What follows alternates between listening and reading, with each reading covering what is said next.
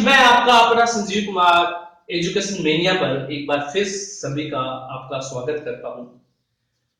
Class time में मैंने आपको क्वेश्चन नंबर 5 करवाया था, जिसके मैंने दो एग्जाम्पल करवाए थे आपको, और मैंने कहा था कि इसमें ए आई जे की 2x2 की मैट्रिक्स बनानी है और दो आपको मैंने फार्मूले दिए। लेकिन जाते जाते मैं क्वेश्चन नहीं दे पाया था, बाइट से निकल गया था। और कुछ ये भी था कि स्टूडेंट के मन में ये था कि स्टूडेंट के पास शायद बुक होगी तो वो बुक से कर लेंगे। कोई बात नहीं गाइस, आज मैं वो क्वेश्चन दे देता हूं आपको। क्वेश्चन देख लीजिए आप। क्वेश्चन जो है वो है आपका ए आई जे इक्वल में है 2i माइनस का 3j। ये आपको 2x2 की मैट्रिक्स बनानी है, 2x2 की मैट्रिक्स बनानी है। फार्मूला आपके पास है तो कल आप मुझे इसको सोल्व करके बता सकते हैं। इसी प्रकार का सेम नेक्स्ट क्वेश्चन है, वो भी देख लीजिएगा।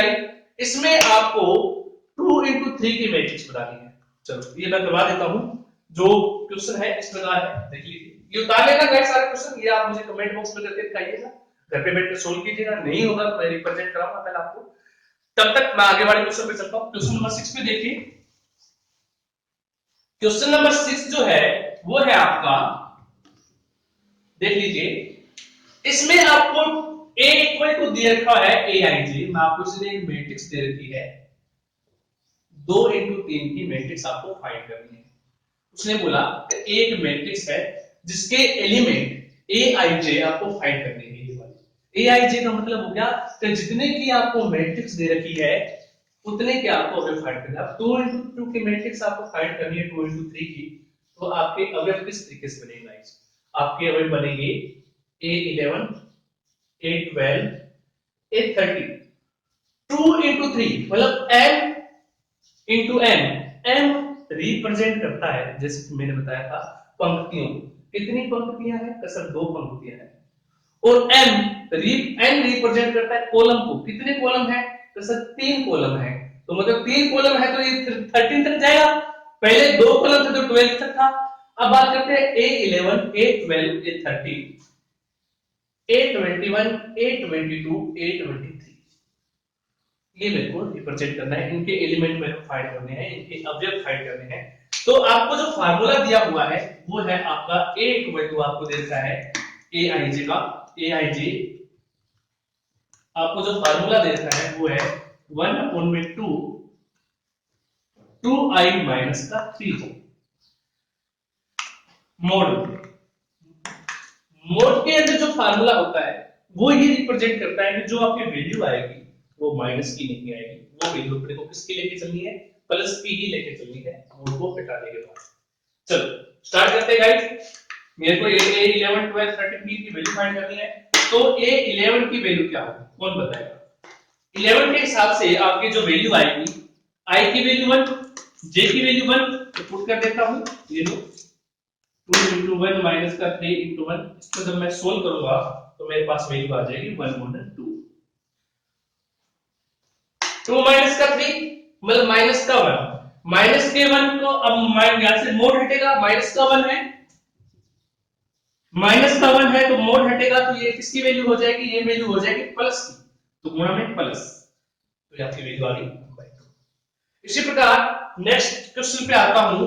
इसी का अगर मैं यहाँ पे ये जो पहली मैट्रिक्स बन गई है, मैं साथ साथ में यहाँ पे वैल्यू पुट करता जाता हूँ। पहली आ गई 1/2।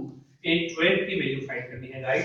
तो a12 की वैल्यू फाइंड करने के लिए तो i और j की वैल्यू हो गई 1 1 1 और 2, पुट कर दो। 1/2 2 माइनस का 6 1/2 माइनस का 4, मोड हटेगा तो ये माइनस हट जाएगा, आंसर आ गया 2। ये आपकी आ गई a12 की। अब बात करते हैं a13 की। a13 की जब वैल्यू फाइंड करेंगे अपनी 1/2 2 into 1 माइनस का 3 into 3 1/2 2 माइनस का 9, तो 1/2 माइनस का 7, माइनस का 7 है, मोड हटेगा तो ये वैल्यू प्लस की हो जाएगी। ये आ गया 7। इसी प्रकार गाइस A21 की वैल्यू सेम इक्वेशन है, I की वैल्यू 2 है इस बार और J की वैल्यू 1 है, तो आपको 1 अपॉन में 2, I की वैल्यू जो है 2 है, 2 into 2 माइनस का 3 into 1, अब मैं इसको सोल्व करूंगा तो 1 अपॉन में 2, 4 माइनस का 3, तो आपके पास वैल्यू आ जाएगी 1 अपॉन में 2, 4 माइनस का 3 1, तो आपके पास वैल्यू आ गई 1 अपॉन में 822 की बात करी,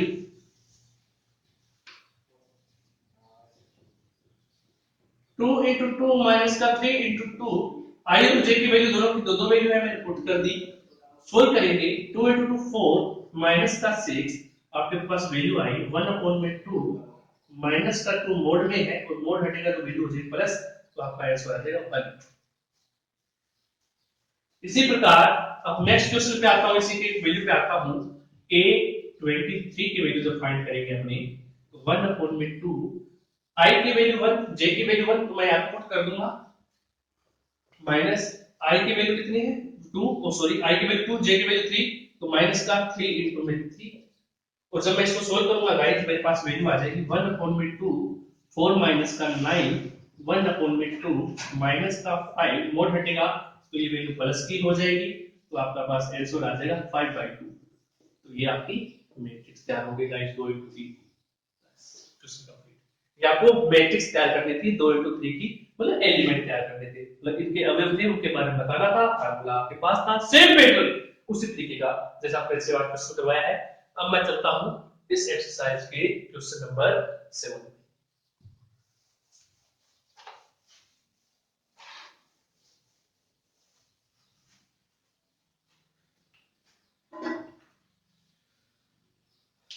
मैट्रिक्स दे रखी है दो इक्वल मैट्रिक्स, उसने कहा कि ये जो मैट्रिक्स है ना ये इक्वल है, A प्लस में B टू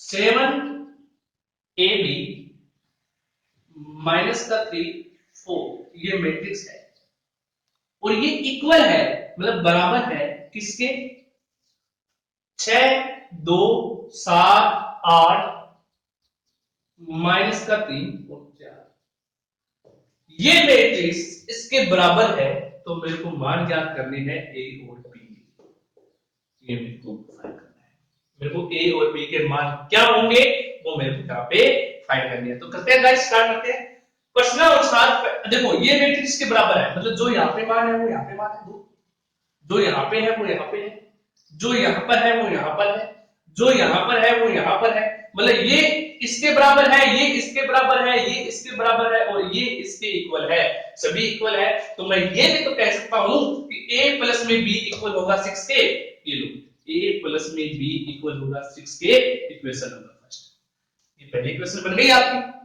इसी प्रकार A B इक्वल होगा किसके, 8 के, भाई दोनों इक्वल है, प्रश्नानुसार अपने को दे रखा है कि भाई ये दोनों जो है ना इक्वल है, इक्वल का साइन लगा रखा है बीच में, इक्वल है तो भाई ये वैल्यू इसके बराबर होगी, ये वैल्यू इसके बराबर होगी, सिंपल। क्या मैं यहां से A का मान या B का मान निकाल के इसमें रख सकता हूं, तो मैं यहां से B का मान निकालता हूं, तो B बराबर आ गया समीकरण नंबर 1 से, समीकरण 1 से जब अपने सोल्व करेंगे तो B बराबर क्या आएगा, A इधर आके क्या हो जाएगा माइनस का, यहाँ पे प्लस का है, इधर आ गया 6 माइनस का A, समीकरण नंबर 3। B का मान समीकरण 2 में रखेंगे, समीकरण 2 में रखेंगे, B का जो मान है वो पुट कर देंगे इक्वेशन नंबर 2 में। तो मैं इक्वेशन नंबर 2 में ये जो वैल्यू है वो पुट करने जा रहा हूं। इक्वेशन नंबर 2 जो मेरी वो क्या कहती है, वो ये है इक्वेशन नंबर 2 कि A B का मान क्या है, गुणा में है, B का मान, B किसका में, ये B का मान ये है, मैं ये मान यहां पे पुट कर देता हूं, 6 माइनस का A बराबर में 8। सोल्व कर लेते हैं गाइस, मेरे पास आ गया 6A माइनस का A स्क्वायर बराबर में 8। अब मैं इस 8 को इधर लेके आता हूं या इसको मैं इधर लेके जाता हूं, तो मेरे पास वैल्यू बढ़ती है A स्क्वायर माइनस का 6A प्लस का 8 इक्वल टू 0। मैं ये वैल्यू इधर ले गया, 8 पड़ा है वहां पे, पड़ा रहे तो इसको इधर ले गया, मेरे पास ये वैल्यू है। क्या मैं इसके गुणनखंड कर सकता हूं? और जब मैं इसके गुणनखंड करूंगा तो मेरे पास वैल्यू आएगी a माइनस का 4 a माइनस का 2 बराबर में 0। करके देख लीजिए गाइस, यही गुणनखंड बनेंगे। गुणनखंड करने के बाद मैं यहां से रख कर रहा हूं, गुणनखंड करने के बाद मेरे पास वैल्यू आई a माइनस का 4 a माइनस का 2 इक्वल टू 0। अब मेरे को एक बार तो इसको 0 के बराबर रखना है, तो यहां से मेरी वैल्यू आएगी a की, a बराबर में 4। ये पहली इक्वेशन होगी, a का एक मान आ गया। लेकिन ये मेरा सर एक का एक मान और आ रहा है, कौन सा? ये वाला। जब मैं इसको 0 के बराबर रखूंगा a माइनस 2 बराबर 0, तो a बराबर में आ गया 2। तो a के अगर दो मान आए हैं तो b के भी तो दो मान आए हैं। b का मान निकालने के लिए b का मान समीकरण नंबर 1 में रखने पर b का मान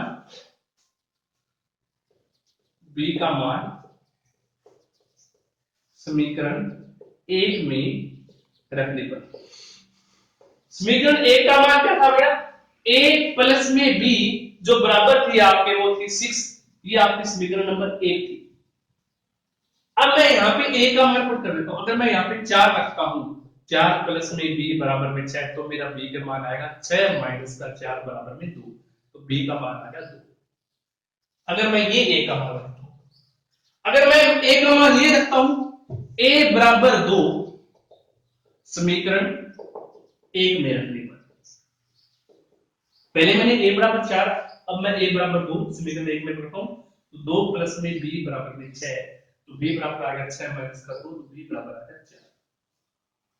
तो ये मेरे पास दो मान आ गए। अगर मैंने a का मान 4 रखा, अगर मैंने a का मान 4 रखा, तो b का मान आया 2। ये पहला हो गया। अगर मैंने a का मान 2 रखा, तो b का मान आया मेरे पास, ये मेरे पास a और b के मान हो गए गाइस। तो ये आपके आंसर हो गए। इस तरीके से आपको ये क्वेश्चन करना था। तो इसी प्रकार मैं अब आपको नेक्स्ट क्वेश्चन दे रहा हूं, वो आपको होमवर्क करके लिए करना है। क्वेश्चन देख लीजिए, इसी एक्सरसाइज का क्वेश्चन नंबर 8 है, वो आपको घर पे करना है, सेम इसी प्रकार का है। ट्राई करना है, मैं करवा दूंगा कल, अगर आपसे नहीं होगा, लेकिन करके जरूर देखना है। ये लोग लिख लीजिए क्वेश्चन। क्वेश्चन है, क्वेश्चन नंबर 8 कहता है कि 2x, पहली क्वेश्चन, 3x प्लस में y माइनस का x प्लस का z, 3y माइनस का 2p, ये इक्वल है, बराबर है 4 5 माइनस का 4 माइनस का 3। ये जो मैट्रिक्स है वो इसके बराबर दी हुई है। सेम तरीके से जो अभी क्वेश्चन किया उसमें a और b का मान ज्ञात करना था, बराबर है, तो मेरे को मान यहाँ पे फाइंड करने हैं। वो है x y z, x y z और p का मान ज्ञात करना है। पहले हमने a और b का मान ज्ञात किया था, अब आपको x y z और p का यहाँ पे मान ज्ञात करना है, उनकी वैल्यू फाइंड करनी है। तो आप घर पे कीजिए बैठकर, और आंसर आने के बाद मुझे बताइए कि x इक्वल में क्या आया, y इक्वल में क्या आया, z के इक्वल में क्या आया और p के इक्वल में क्या आया। तो गाइस इसी प्रकार जो आपके मैट्रिक्स है कंटिन्यू इक्वल में उसका थोड़ा ध्यान रखना है। आपके मैट्रिक्स बस लास्ट टॉपिक रहा है, इस एक्सरसाइज के लास्ट क्वेश्चन रहे हैं, वो आपके नेक्स्ट वीडियो पूरे हो जाएंगे। तो गाइस लाइक कीजिए, शेयर कीजिए और सब्सक्राइब करना मत भूलिए। ज्यादा से ज्यादा स्टूडेंट को एड कीजिए, ज्यादा से ज्यादा स्टूडेंट जुड़िए, ताकि पढ़ाने में मजा आए। घर पे मेहनत कीजिए, लॉकडाउन का टाइम है, घर में रहें, स्वस्थ रहें, अपना ख्याल रखें, हाथों को अच्छी तरह धोए, और जैसे कि गवर्नमेंट ने आदेश दिए हैं उनकी आदेश की पालना करें और बड़े बुजुर्ग का ख्याल रखें। Thank you guys, thank you so much. और घर पे बैठ के मेहनत कीजिए, और इसी प्रकार हम आगे से आगे आपको क्लास अवेलेबल करवाते हैं। Thank you.